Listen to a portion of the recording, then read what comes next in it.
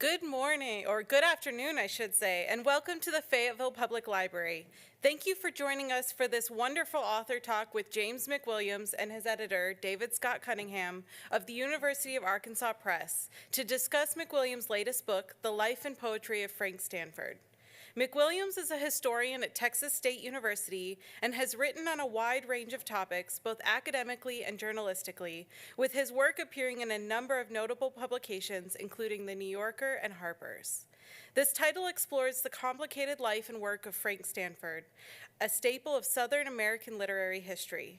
Books will be available for sale from Two Friends Books and signing after the talk today. This program is hosted as part of our True Lit Festival in collaboration with the Fayetteville Public Library, Fayetteville Public Schools, Fayetteville Public Education Foundation, and the University of Arkansas Program in Creative Writing and Translation. In addition to today's workshop, we have a number of exciting events planned for the remainder of the week, including on Tuesday, we'll have New York Times bestselling author Laurie Halse Anderson, the author of Speak. Many of your kids may have read this in high school. Wednesday, we'll have bestselling author Max Brallier, the author of The Last Kids on Earth. And Thursday, October 16th, we'll have a UA Walton visiting writer in translation, Rajiv Mohabir. Before you leave today, please consider completing a program evaluation form available at the table in the back of the room. This feedback helps me develop more programs like this. Please join me in welcoming our speakers.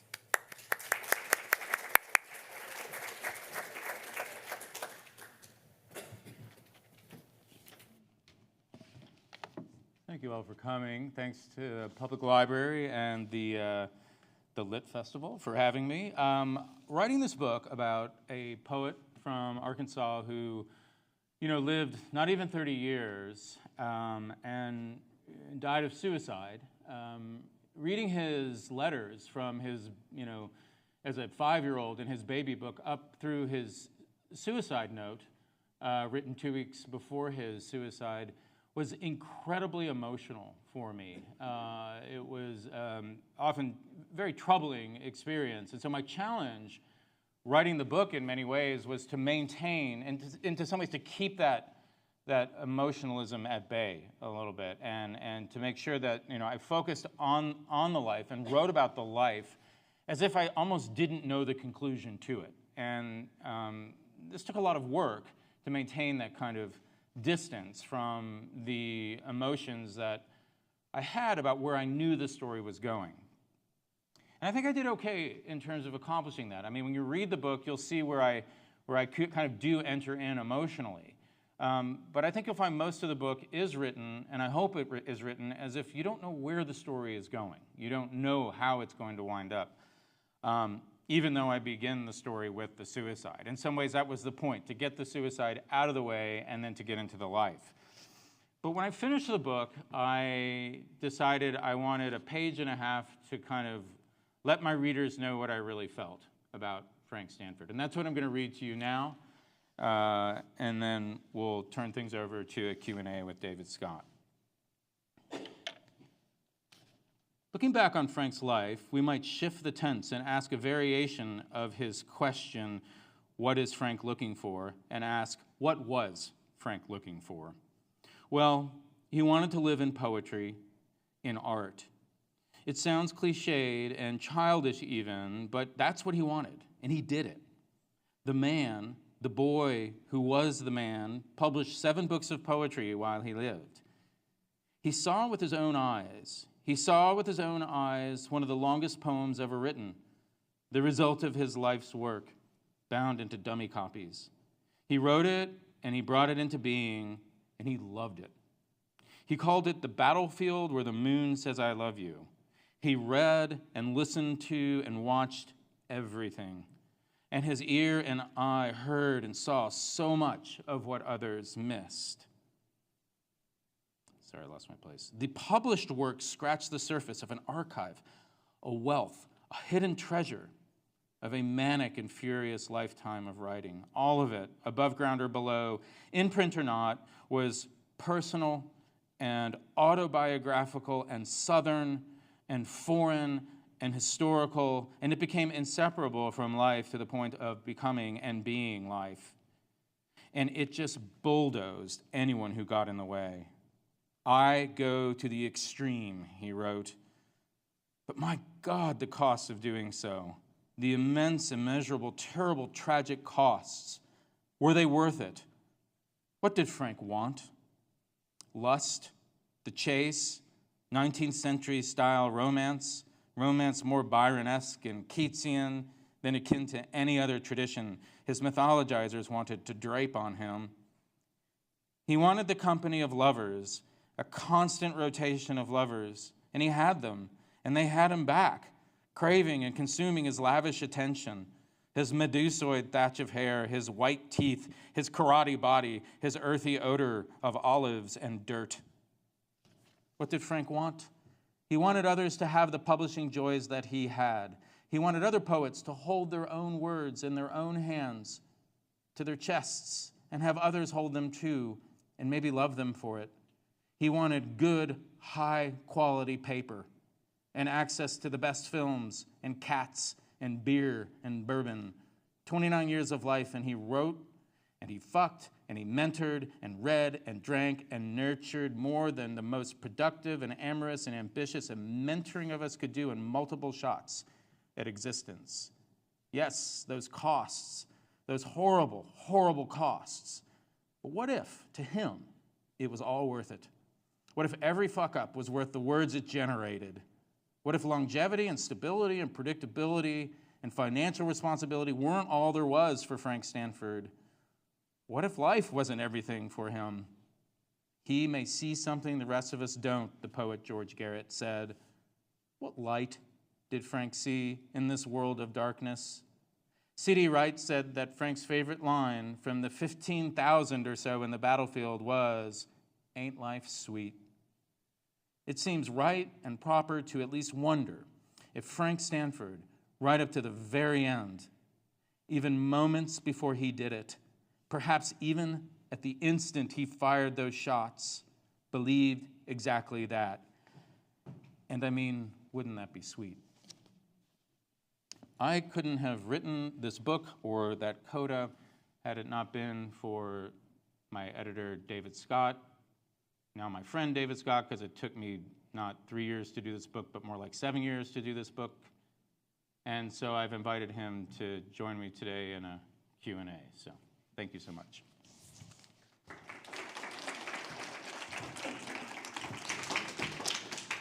Thanks for having me. Yeah, you're welcome. I forgot about that piece of the book.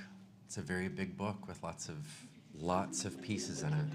Sometimes I don't remember every one. Have you started many of these readings or book events by reading that particular? No, this is the first one that I've opened with. Usually, I open on a much cheerier note, with the suicide. Yeah, right. Well, I mean, you didn't hold back, but yeah.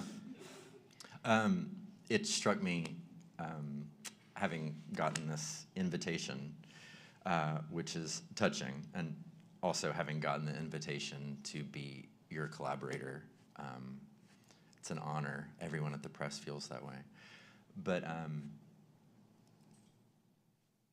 when you were talking about whether or not it was worth it to Frank, I couldn't help think that that part of the book was a moment where you and he were looking each other in the eye, maybe comparing your experience as writers who were working really, really hard, maybe right up to the edge of what you felt you were capable of.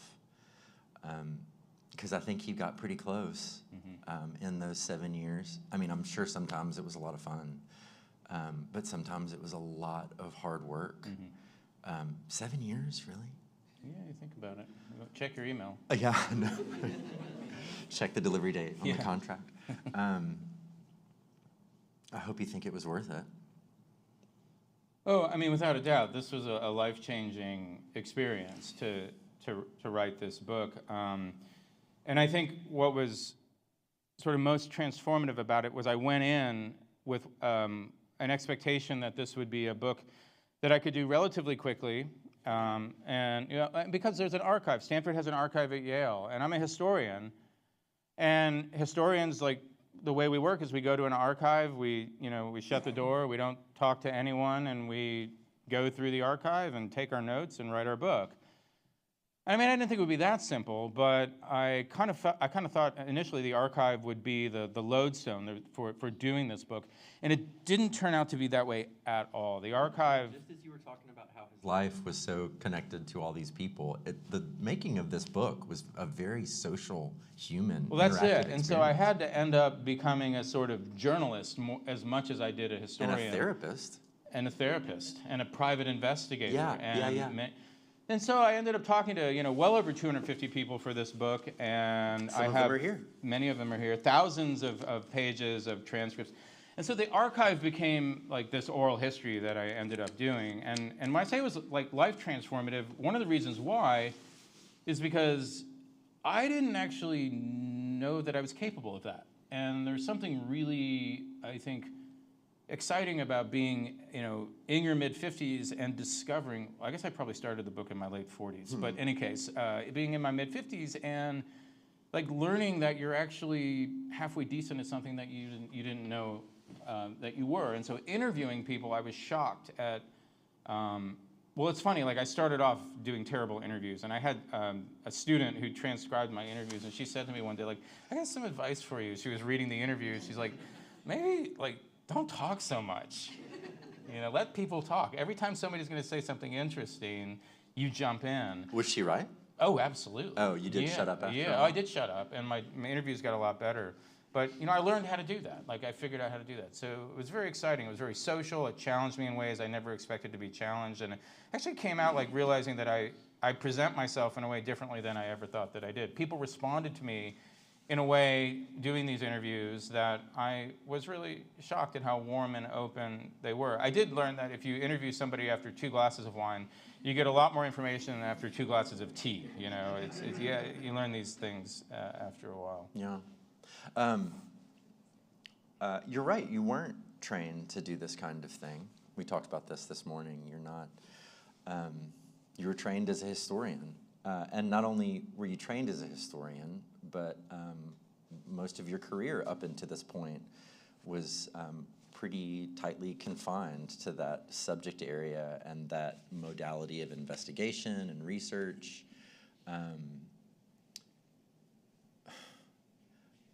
I have one question, obviously, is like, what was it like to get out of your lane and to do work in literary studies?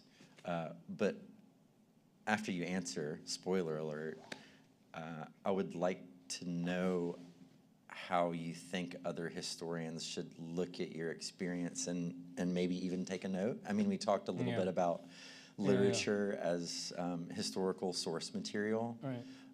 and how it might be often overlooked. Yeah. I don't know if, do you want to, in doing this book, have you left history behind, or have you insinuated that maybe you guys should do it differently? I think so. A few things to say to that is, one is you're absolutely right in that, like, the traditional research skills that I have as a historian definitely served me well in writing this book. Like, I was really shocked looking at the previous research that's been done on Stanford. Like, nobody just did the basic move of going to look at newspapers, for example, which is just kind of what you learn to do in grad school. It's sort of a basic skill. And so those served me very well. But it was like encountering the poetry and interpreting the poetry where I had to really be encouraged. And so when I turned the initial draft of the book in, one of the readers, who was a poet, purposely I chose a poet as one of our readers, and she said, hey, look, like, to the extent that you wade into interpreting this poetry, you're okay at it. Like, keep doing that. And so I didn't rewrite the book, but I really did a heavy edit of the book, and including a lot more literary analysis. And what I found was that the literary analysis and the historical research really fit very nicely together. Whether that was coincidental or whether historians should be doing more of this kind of literary analysis is really sort of open to debate. But I think, like, I kind of walked away really realizing something that I tell my students all the time, which is that very often, like, a work of literature gets at history better than a historian going into an archive and writing a monograph gets at history. And this has been true for me as a historian. I've read fiction where I felt like I'm much closer to a historical moment than I am reading a nonfiction account of that period.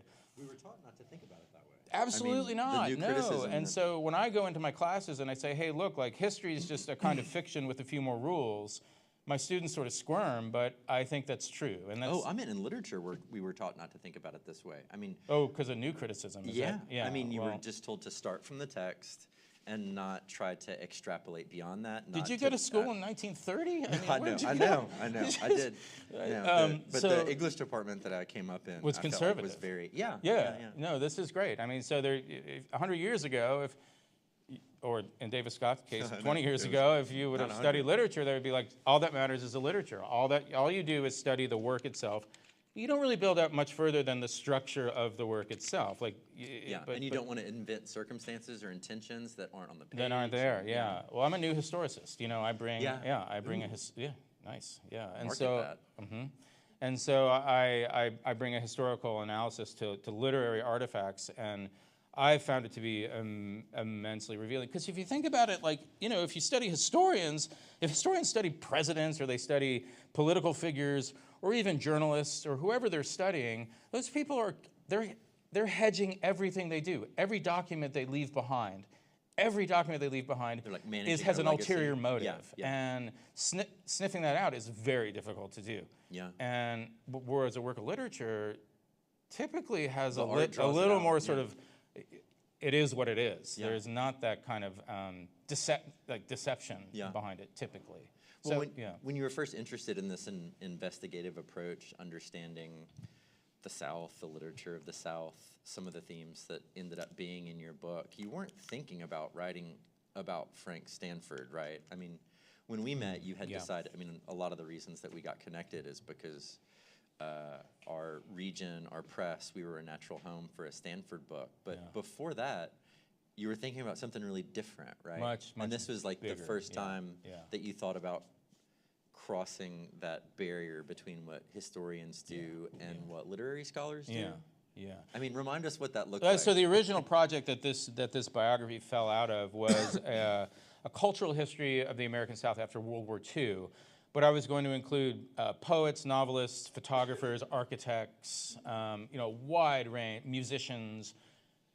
And needless to say, I couldn't make it work. It was just too big. I had and all it was all famous people, right? Oh, well, I mean, Frank was one of them, and so. But there were a lot of big names. It was Oh, sort of- yeah. This was the Faulkner, canon. Welty. You were working It was with the an canon. established It was the canon. canon, yeah. And I had a lot of interest from, probably because it was the canon, I had a lot of interest from commercial New York presses, and it was the kind of thing where I would put this project together, and God, it's almost like crazy to think about. I worked on this book proposal for 3 years, and it was like a 100-page book proposal, and every time I got to the final piece of the jigsaw puzzle, I'd push it in, and it was the wrong piece, and the whole thing would break apart. And I was out on a walk one day in Austin, and I was like, why am I doing this project? I can't make it work. I can't get it to come together. And I sort of picked it up and shook it, and Stanford fell out. It's like, who's the one out of all these characters and artists that I'm looking at, who's the one who kind of gets at the questions about Southern culture? And Stanford was it. He got to most of the questions more than the others.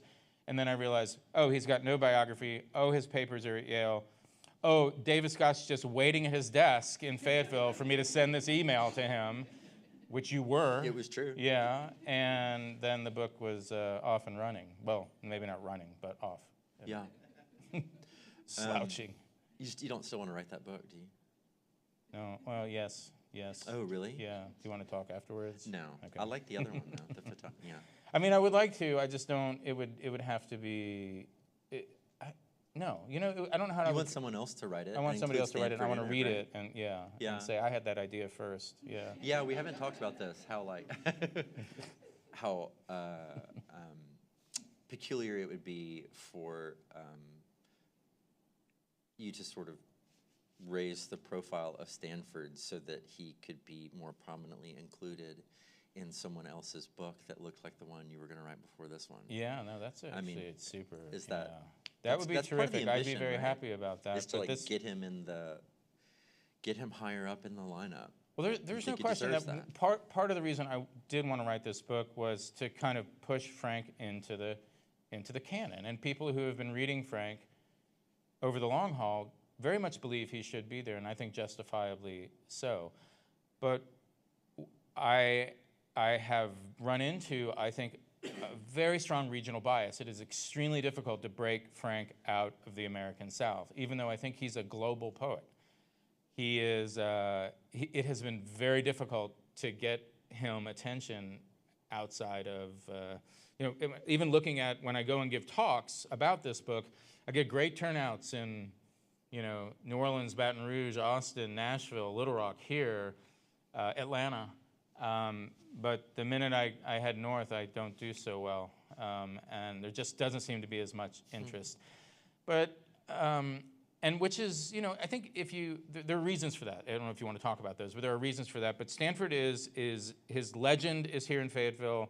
He's seen as a Southern poet, for better or worse. But, I think he should be part of the American literary canon, not as a Southern poet, but, in some ways as a global poet. That was his ambition too, right? It absolutely was, yeah. How often have you found yourself, we've talked about this before, how often have you found yourself infected by the ambitions of your research subject?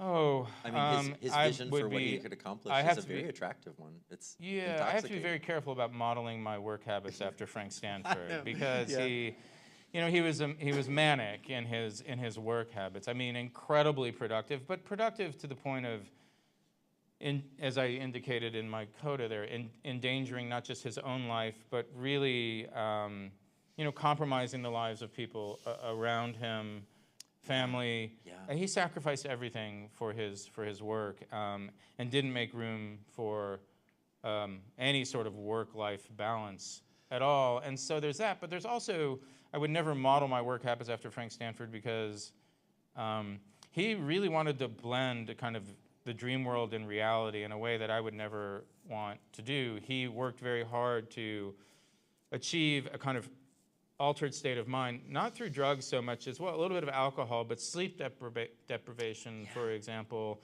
And I'm just not willing to go to those kind of extremes to achieve a kind of artistic ambition because I have a greater appreciation for other aspects of life beyond writing. And thank God for the sobriety of the historian. Me? Yeah, or the practice. Okay. Yeah, right. You're not sometimes. Yeah, you're not intoxicated by just the rarefied, sometimes ridiculous ambitions of an artist. Yeah, but the other thing I would say about Frank and modeling myself after him, and Bill Willett, who's Frank's best friend, who's here, can attest to this, is that, like, Frank was a genius, and I don't mean that word gets thrown around a lot. Yeah. But he was a genius, and I'm not. I'm ambitious, I'm smart enough, but I don't have that kind of mind. And in some ways, this was a big challenge, writing a book about somebody whose mind just operated on another level than mine did. And the challenge was just to kind of write around him and get as close as I could. And I did hit a point where I'm like, I can't get there. I can't go to where this poetry is coming from. And I'm perfectly happy with that. I'm perfectly happy with not having got to the kind of inner crucible of his creativity because it takes away the magic. And there'd be something really awful, I think, about writing a biography so comprehensive that you took away the magic of what an artist did. What was your relationship like with contemporary poetry before you took all this on?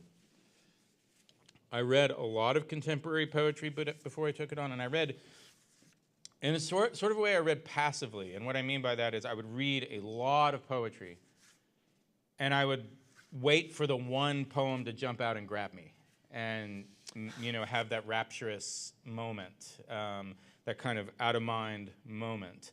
And it happened about 1 out of every 100 poems that I read. The others were indifferent, or actually... It's a pretty good percentage. It's really, it is pretty good percentage. But maybe I'm just really easy. I don't know. But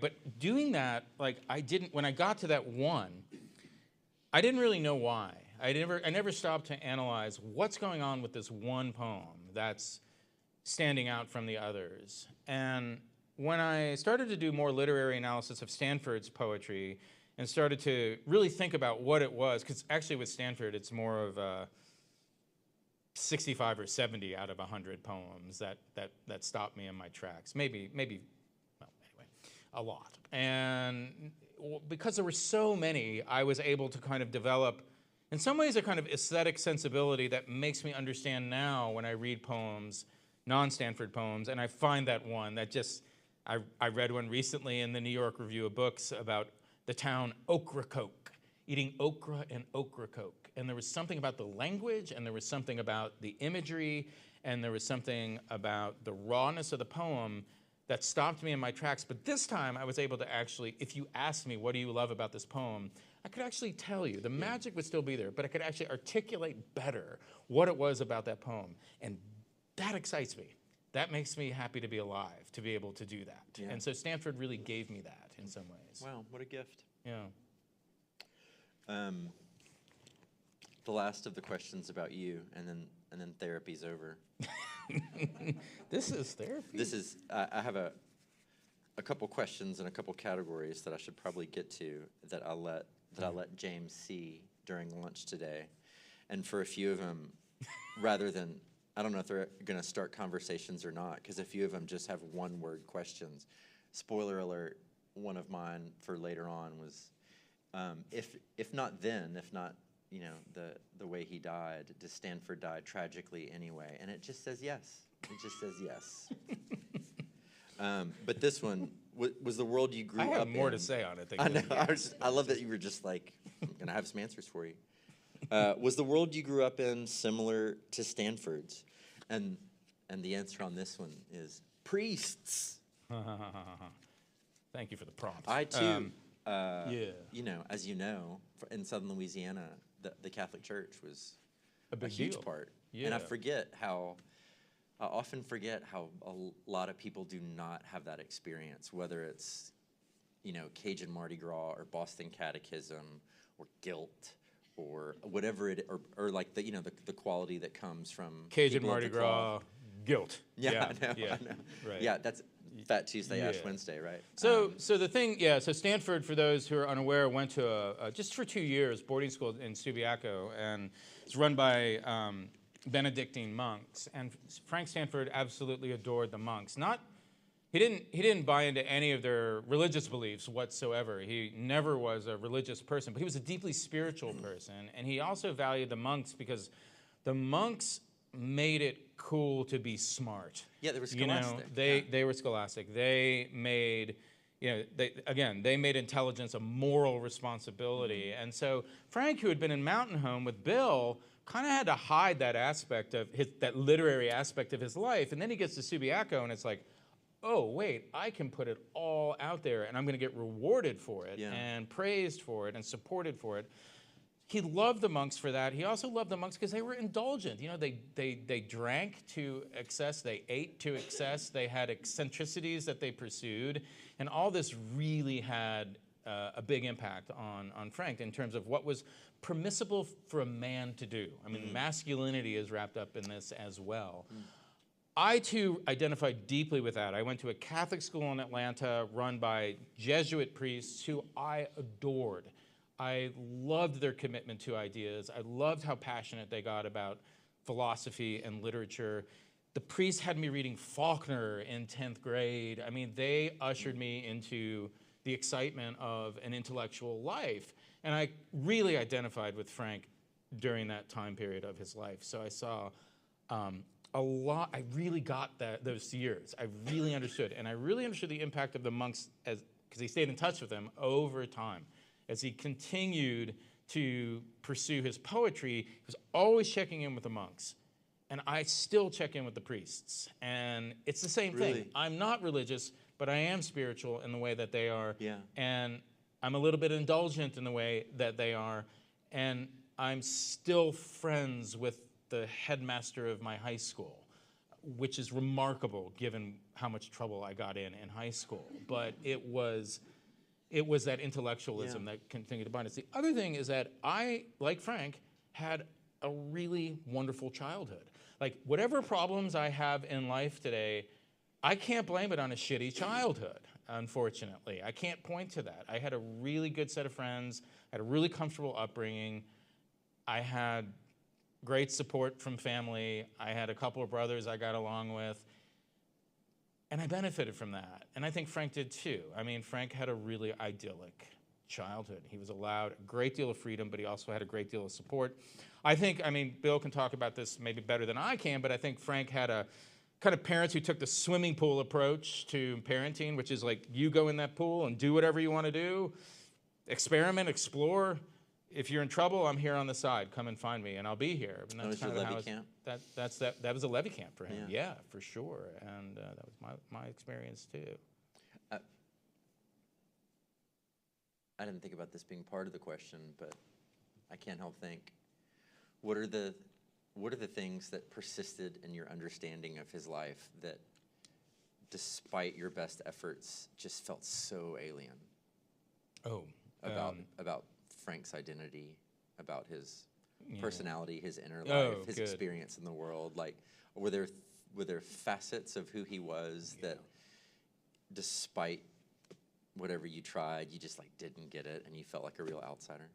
Oh, absolutely. I mean, I can keep this answer short. I can keep the answer short, which is that Frank was manic pretty much with everything that he did. And I mean, I can get excited about things, but I do have these, like, sometimes these hypomanic episodes where I'll stay up to 2 in the morning excited about something, but nothing like what Frank had. And in fact, as I go throughout my day, it's more of a calmness, rather than a kind of hyperactivity. And I think Frank might have presented as being calm in sometimes, but what was happening up here and in here was hyperactive.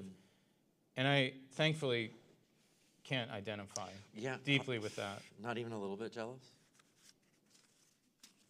I have friends. No, I don't think so. I don't think it's worth it. I mean, it wouldn't be for me. I just wouldn't. I wouldn't want to sacrifice my ability to have close friendships and relationships, and to be able to nurture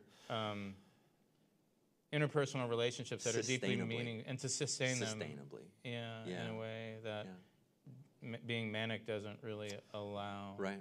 Yeah. This is like psychoanalysis up here. Okay, we can move on. You're just waiting for the Freudian slip, aren't start you? Start crying. I feel like this should be leaned back further. No, we had the wrong. Can we get the furniture swapped out, please? I wanted to talk a little bit about Fayetteville, because here we are. And I imagine a lot of the people here, Fayetteville means something to them. And it means something to you now, too. You've been to Fayetteville a lot. Thank you, because now I don't have to go to Austin, which is a pain. When did you first come to Fayetteville? I guess in 18, maybe 2018 might have been my first trip here. Why? Your first research trip, or is that when we first talked? I think I was right after we talked. Yeah. Oh, really? You had never? Okay. And I had never been to Fayetteville before. And how much of Fayetteville have you enjoyed in the past, or enjoyed? Yeah. Appreciated. I mean, I love Fayetteville now. I love Fayetteville today, and I love being in Fayetteville in the here and now. But what's been really exciting was studying Fayetteville back in the 70s. Yeah, I mean, that was the question. What were your first impressions of 1970s Fayetteville? Yeah, so Frank got to Fayetteville in 1968, and he was here from, no, 66. 66, sorry. 66, the details are fading. 66 to 72. He left and came back in 75 and stayed here until his death in 78. So he spent a great deal of time here. And my impression was Fayetteville in the 70s was a remarkable center of wild creativity. Yeah. I mean, and you're learning this. You're having this realization in 2018 when Fayetteville is a wild center of something.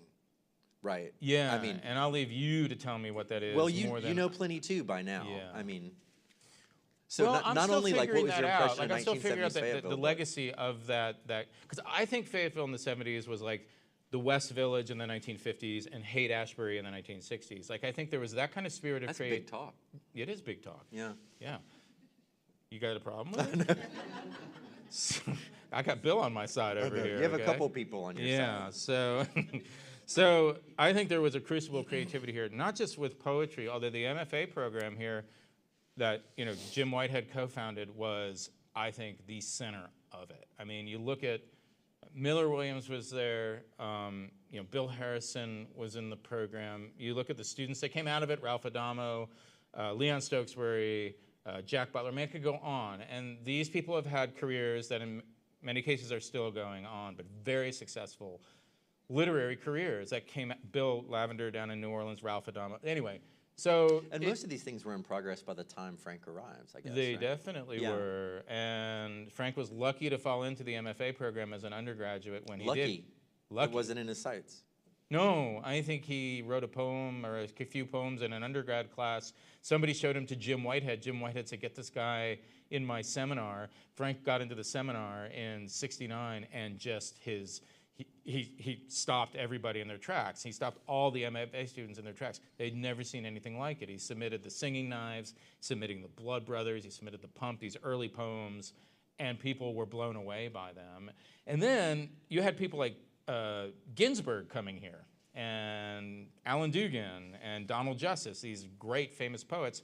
Frank got to know them, and he got launched because of that experience. But there was a pottery collective. Letters. What's that? And because of those wonderful letters. The correspondence between them. I mean, what came out of the MFA program was these poets visited. Frank befriended these poets. Frank could be like really difficult with his colleagues. He could really downplay the talent of his colleagues. But when these poets came in, he was on. He was a social. He was friendly. He was, good times Charlie, Frank Stanford, and it worked for him because he developed an epistolary relationship with Alan Dugan that made this book possible. Hundreds of letters were exchanged between them. But yeah, I mean, it was also in terms of film. I think what was going on here was interesting in the 70s in terms of novels, in terms of set design, in terms of pottery, painting. It was photography. It was a really vibrant place. I think there's a book to be written on Fayetteville in the 70s. Yeah. Yeah. But he could have ended up somewhere else. I don't know. Really? Like where? Well, I mean, who knows? I guess. Not outside the South, I don't think. Oh, really? I don't. I mean, he went to New York. Went to New York for 3 weeks. He saw 100 movies in 3 weeks. This is why he wanted to be in. He was going after a woman that he was interested in, but he got there and he was interested in her for about 6 days. Met 6 other women. Said, "I have 6 girlfriends all of a sudden." And he saw 100 movies. So he had 6 girlfriends, he saw 100 movies. He came back from New York and he said, "I don't know, after 3 days I knew I didn't belong there." Right. The man lived almost 30 years. He spent 4 weeks out of the South. He was very, very comfortable in the South. He was quite uncomfortable outside of it. And he was deeply integrated in the South, in some cases literally. He was a surveyor. I mean, he walked the hills around northwest Arkansas, for many, many years. And he loved the people he met, and particularly the rural areas of Arkansas. The thing is, like, Frank was attracted to language that was not homogenized. And when he went to cities, he went to DC and he went to New York, he heard language that was homogenized. But when he went to rural Arkansas, he heard the kind of language that lit up his poetry, lit up his ear and lit up his poetry. And I think when you read Stanford, you've got to realize you're reading a poet whose ear was always looking for that deviation. He went to Sherman's Tavern and hung out at Sherman's Tavern because people told stories differently there, in a different kind of vernacular. And it was the essence of what excited him as a poet. Yeah. Where else did he go? Do the run through of his Fayetteville stomping ground for all of us who may recognize a lot of these places. He hung out at George's Majestic. He hung out at Rogers Rack, Restaurant on the Square, Bill could tell this, ROTC, Sherman's. He spent a lot of time up on Mount Sequoia because his girlfriend and his first wife, Linda, had a cabin at 115 Mount Sequoia, which is no longer there. He lived and died at 705 Jackson Drive, and then he lived on Buchanan Street. Bill, that house is no longer there, correct? Is not there, 221 Buchanan Street. There's Lindell or Oakland, which one was it? He was on Lindell for a while in a studio that, I don't know, may or may not be there, I'm not sure. He bounced around a bit, but... So he was Eureka Springs? He was in Eureka Springs, he was in Rogers, he was in Bush. at one point, his editor in 1977 tried to get a hold of him and called 7 disconnected numbers before he could find Frank. Because he, in some ways, he liked to kind of be on the move. He would often arrive at a place like in Eureka Springs. When he got there, he might have wrote Bill and wrote Irv saying, "Don't tell anyone where I am. I don't want to be contacted." I mean, I think he liked kind of being off the grid for a while when it was necessary to be off the grid. Even when he was up on Mount Sequoia, he would disappear to a little studio he had in town on Lindell. Yeah. It sounds like a magical place, and it gave us the Frank that we know. He loved it. But I still can't help wondering whether or not had things gone differently for him, that his end wouldn't be so tragic. I mean, this is where he died, and he died in the context of a lot of other Fayetteville lives. Not that I want to blame the town necessarily, but like the other questions I want to ask before we turn it over to the to questions from you guys does have to do with, I can't think of many people more better positioned to just imagine and conject about what things could have been like had they not gone the way they did. Yeah. So I mean, I think would things have gone differently had Frank been somewhere else? I tend to think no. I Had think he made Frank, it in New York? I think Frank Had committed. I mean, I think Frank loved youth. He loved his childhood, and his poems, when you read his poems, are poems that are in awe of the power and the creativity and the spirit of childhood. As he became an adult, he did not like becoming an adult. He did not like adult responsibilities. He never liked being pulled away from his poetry. There was something very immature and childish about Frank's demeanor as a poet. And he said early on, to Bill included, "I'm not going to live past 30. I'm not going to be around that long." He was terrified of his body deteriorating. And he did have some health issues that I think are undiscovered. I think there's a medical history to Frank that we don't know much about. And I just don't think he wanted to deal with a lifetime. And he was also feeling his creativity numb as he got older as well. The spirit of childhood became harder and harder to grasp. He has this one poem called "Fire Left by Travelers," which has this haunting image of an older guy trying to reach out to the fires in a levee set by his father in the past, but it's feeling colder and colder. And that's what Frank was feeling as he got older and older. And he was very clear to people that he was not going to live long, and he tried to kill himself in 1972, and another time, maybe I can't remember the date, but he tried on 2 other occasions. I don't know that he saw it as a failure, though. I think he saw it as controlling my legacy, controlling the course of my creativity. Let's say, though, let's say I'm wrong about this. Where would he have gone? Filmmaking. Without a doubt, he would have gone into film, and he would have blended music and film in a way that I don't think, ever could have seen otherwise, because he had a deep aesthetic and spiritual understanding of both of those medium. And I think he would have done, and he did, actually. If you look at his film, It Wasn't a Dream, It Was a Flood, you can start to see the way music and imagery, the syntax of images, he called film, blending with music in a way that, I don't know, to me, when I watched that film, I'm thinking there's something different going on here. And I wonder, given his affection for people like Robert Johnson and Jean Cocteau and William Faulkner, had he been able to merge those sensibilities into a music film composition, I think we would have had a true gift. If anyone's seen that documentary soundtrack from a coup d'etat, which blends music and documentary film in a way I've never seen before, that makes me think of that's something that Frank would have done. Well, he's not going to do that in 1980s Fayetteville, is he, or 1990s Fayetteville? I mean, let's say he lives into those decades and his career does take a shift in that direction. This place is not going to be enough for him. know. I mean, I don't see why it couldn't be. He I mean, I did guess make he did make It Wasn't a Dream, It Wasn't a Flood here and in Missouri. You know, he traveled around. I think in some ways being outside of L.A. or New York was a benefit to him. He did have a chance to go to UCLA Film School. A friend of his encouraged him to come, and his friend said, "Send me a script for a film that I can show my professors, and we'll get you in here."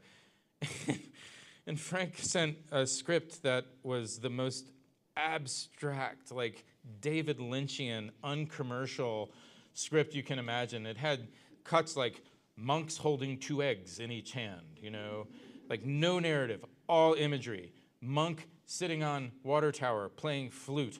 And his friend wrote back, it's like, this didn't go over too well with my professors. So I think actually being away from the centers of film production might have been a benefit to Frank in the way it is for some filmmakers today as well.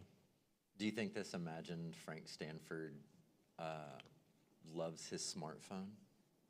He would have taken a lot of selfies if he had a smartphone, if you think about it, because when he was with Jenny, his second wife, you know, they took the camera out and hundreds of photos of Frank and, you know, Jenny's courtesy of this, like, and these were posed, you know, obviously, but like, That's no like accident. not just one time posed, like, no, we got to keep doing that. I don't, you know, they go and develop them and say, no, these didn't work. Let's do them again. Let's do them again.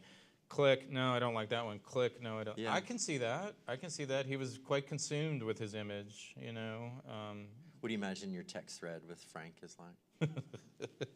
That's I don't. Or like, I you know, don't. think of all the poets I can't. on I Twitter, can't imagine you it know being what I mean? terribly verbose, like on text. Like, I can see him ignoring a lot of my texts actually. Yeah. Kind of like you do. Sorry. Can you see him being like innovative with these modern media? Yeah, I can. That suits him? He had a little he bit of was a tech pretty fetish. He had a tech traditionalist when it came fetish, to you know. He had a little bit of a tech fetish. He always wanted the most cutting edge And he loves being camera. a publisher, right? He loves being a And publisher. printing He and- wanted yeah. the printing presses were high tech. He was Yeah. a surveyor. The end of his life, he was over investing in this new infrared surveying equipment. Oh, So yeah, he would have been all over it. He would have been all over the high tech stuff. Frank Stanford with the iPhone. I mean, aside from whatever admiration you may have had for him at that point in his life when has all this accomplishment and experience, you think he's someone that you're gonna like to hang out with? That you can. I mean, It again, depends on the what coda point of that his you're life in. we're talking about. I mean, you've some made ways. friends with this guy. You have Yeah. an intimate relationship with this ghost. Yeah. I have. I mean, it's Is a that where- relationship. Is that like, where it needs to be? Yeah, no, it is a relationship, and I think kind of going back to something that I opened with, what I had to learn to do in that relationship was, like in any, I think, healthy relationship that you're in, you develop a sensibility of when do you go to the center and get on the roller coaster with them? Yeah. And when do you stay back and be there for outside help? And I think in some ways writing the book was like that experience. And I think I did develop enough of an understanding of Frank Stanford, the individual, that if I ever did have the chance to be friends with the adult Frank Stanford, I'd have some understanding of when to get in on and to get on the roller coaster and when to stay on the side. I mean, again, That's a hard friendship, though. it's a taxing friendship. You know, figuring out how to be Yes. there for somebody. But I think relationships that are worth it require that. Yeah, me too. Yeah. So, you want to? Yeah, I'm out of questions, and surely I didn't ask the right ones. Does anyone want to help? Those are great. We're not passing around a mic, huh? We have sound for, yeah. Does anybody have a question for James or for Frank Stanford? James will act as medium. Yes. You mentioned Lindell Avenue, where Frank lived briefly, and I noticed throughout the book that in the different houses he lived in, you were very specific with the addresses, but on the place on Lindell Avenue, there was no address. Yeah. We lived on that street in Oh, the wow. mid-'70s, Yeah. and Yeah. I wonder if we were neighbors perhaps. Did you ever hear of a really angry woman coming down from Mount Sequoia, banging on the door, yelling for Frank? Okay, so It was between Douglas and Cleveland, right? okay, so Were you I all was between never able. Douglas and Cleveland, closer to campus? Yeah. I was never able to verify that address, and I think one reason why I wasn't able to do that is my understanding is it was the studio in a larger house that was kind of undergoing a renovation, maybe being turned into a duplex or a triplex or something like that, and the place they were in seemed very temporary. He rented it as a writing studio, essentially, but he moved his girlfriend in there to with his wife up on Mount Sequoia. He had his girlfriend in the studio here, and he just went back and forth. I was never able to verify that address, but I do know that it was on Lindell. Yes, so much of that has been taken out Yeah. by the university. Has So, I think maybe some additional difficulty. Yeah. My vision of that place is just an imaginary place. I never saw a picture of it. Whereas with the other houses, I often had photos or details like that to help me describe what those places were like. Yeah. Over here is his friend. Bill, yeah, this is Bill Willett, Frank's best friend growing up. Bill, raise your hand so people know who you are. Yeah, Bill has definitely stories. How'd we do, Bill? Do very well. Very well. Anything we left out? One thing that I'd like to add, like on Frank's suicide, although he had talked to me various different times, like about Mount Sequoia, like about committing suicide, not living very old. He tried one time at Subiaco. He went down to the cemetery, and he laid down, and he took a rather flimsy letter opener and stabbed himself in the chest. Unknown to Frank, this letter opener had broken, and it's still indented, like a little bit, so he thought that he had actually stabbed himself. And he laid there with his eyes closed, like waiting to pass on to the great blue yonder, and here come the monks, like in their morning vespers, and he thought, oh, I've got to get out of here. So that was one time that Frank tried to commit suicide. It may sound humorous, but when you're listening to him talk to you about that, it's a very sad point in time. Yeah. And then there was the time that he swam out into the lake. He just kept swimming and swimming and swimming. He left his clothes on the beach and swam. And finally, after a couple of hours, he saw a campfire, and he swam over to these guys who camped, the fishermen who were camping, and walked out and hitched a ride back to Subiaco. Yeah, I think he swam for 8 hours. He was hoping to just pass out and drown. But one thing that you say that Frank Stafford committed suicide, like Frank Stafford actually committed harikiri. Yeah. He was a very accomplished martial artist. He went to Fort Smith and studied under 7th and degree Dan, Taekwondo black belts. These are honorary people, and so he was very enthralled, with martial arts. So his relationship he was living with Carolyn, and also living with Jenny. Jenny.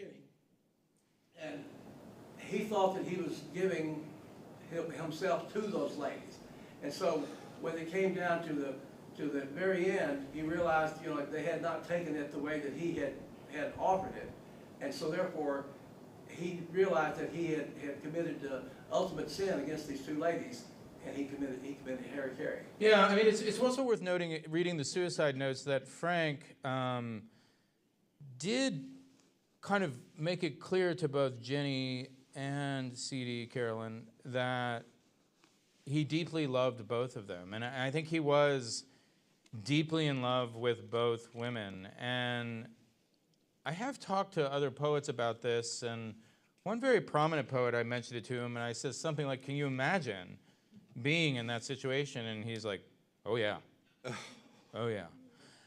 And something about poets, I don't know, Just but the fact is he was genuinely in love with both women, and the suicide notes go into that in some detail. And he did try to sort of approach them and say, what about, the quote is, three of us living together, loving together. Three of us loving together. We have room for that today. You know, like if you talk to people who are in their 20s and 30s today, like having those kind of polyamorous relationships are far more common. It seems to me as sexually open as things were in the 1970s, they were less open when it came to polyamory. And I can't help but wonder, like, what if there had been more cultural space in 1978 for that kind of arrangement? Because there seemed to be very little tolerance for it to the women that he was appealing to. And, you know, that is one kind of quite heartbreaking moment for me in the book when I see that plea. And I'm certainly not in any way blaming C.D. or Jenny for not accepting that idea, but it's more of the right idea at the wrong time, kind of thing. But we've got about 5 more minutes. Are there any other questions? Yeah, Kat. I was just going to say that I wanted to see who you were, being his buddy as a young man. I can just imagine the stories you heard from him. Have you seen the picture? Accomplishments or bragging, because my mom, mother of 7, one time met Frank on our patio when he was coming to visit with my dad and had to wait. And I think Mom was sweeping, and he was chatting with her, and he told her about his accomplishments the night before. Was it 9 women that he said he slept with? No, he had sex 9 times. 9 times. Yeah. His sweetheart at the time, and I thought, wow, if that's what he would tell to Mom. He didn't tell his buddy, you know, what's going on in his life. Yeah, there's a great picture of Bill and Frank. I think it's in start of chapter 6. But I was so nervous about getting back to you. Do you remember sending it to me? Do you remember sending me that photograph? Yeah. I can't believe I trusted UPS with that. Getting the photos for this book, on page 152, there's a fantastic picture of Bill and Frank in 1968. With a big laugh. I can tell you, it's always rather suspenseful anytime I send those photos to anyone. I know. Thank you for. Hopefully I'll get them back. Any other questions? Very, very interesting story. So C.D. Wright, who was, Frank's lover when he died, she went on to have like a really prestigious career as a poet and spent about 30 years at Brown University and just became kind of integrated into the East Coast literary world. And just because of her affiliation with, these elite Ivy League universities, the Beinecke Library is probably one of the greatest repositories for rare manuscripts in the world. And she was able to get Stanford's papers, at least the papers that she had access to, into the Beinecke. So the Beinecke really took those as a favor to CD, more than an interest in Frank Stanford. And famously voracious acquirers, like they have problems managing their archive now. Absolutely, yeah. Now the problem with this in some ways is the research that I've done has basically expanded the archive, making that Beinecke archive the tip of a much bigger iceberg. And so I've acquired letters, I've acquired documents. Like he ran a theater in Eureka Springs, and I have the programs for all the shows there. But those are in private holdings, and the Beinecke has no interest, unfortunately, in completing their collection. And other archives are less interested in buying a fragment of a collection. And so the Stanford archive right now, it's really precarious because, part of it's at Yale. But we're just trying to keep books in print even. I mean, there's a lot to be done to cement the permanence of his legacy, certainly textually. But this is terrifying because there are people in their 80s who are sitting on a big chunk of Stanford material. And when they die, these papers might go with everything else, And so these are people that are not particularly good at digitizing. No, and I've digitized some of it, but anyway, the archive is. I've got a bibliographical note on this, but for future Frank Stanford studies, it's going to be very difficult for anybody to do another biography should it ever be required. Well, I was going to say, it's gonna be a lot easier now that this book exists. I mean, I hope you realize that. To do a biography. Well, yeah, just the fact that there's you saying I didn't cover everything? Yeah, I know, right? I hope that it starts conversations for sure. But I mean, up until this point, except for like, a dissertation or an article here and there wasn't anything. And now there is. So thank you.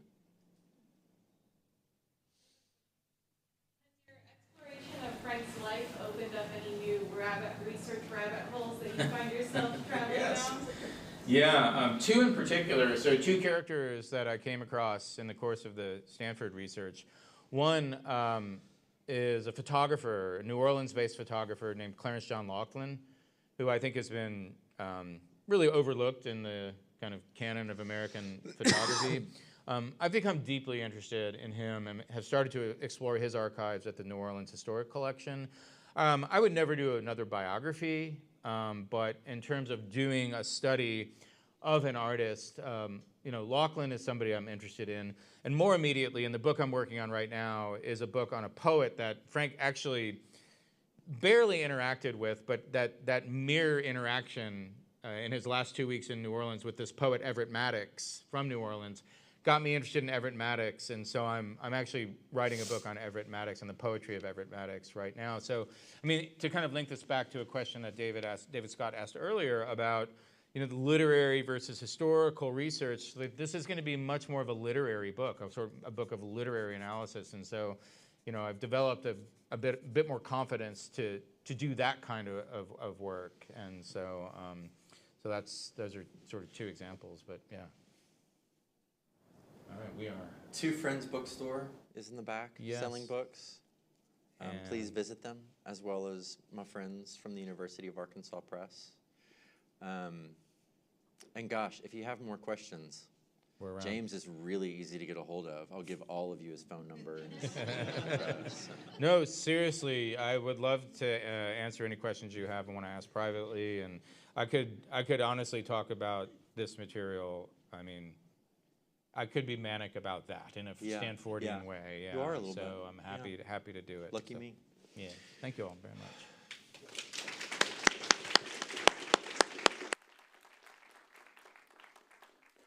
Thank you again for joining us today. They've already plugged Two Friends Bookstore, so don't forget to get your signed copy before you leave. And please don't forget to fill out a program evaluation before you go. It just helps us develop more programs. Thank you and have a lovely day. Thank you.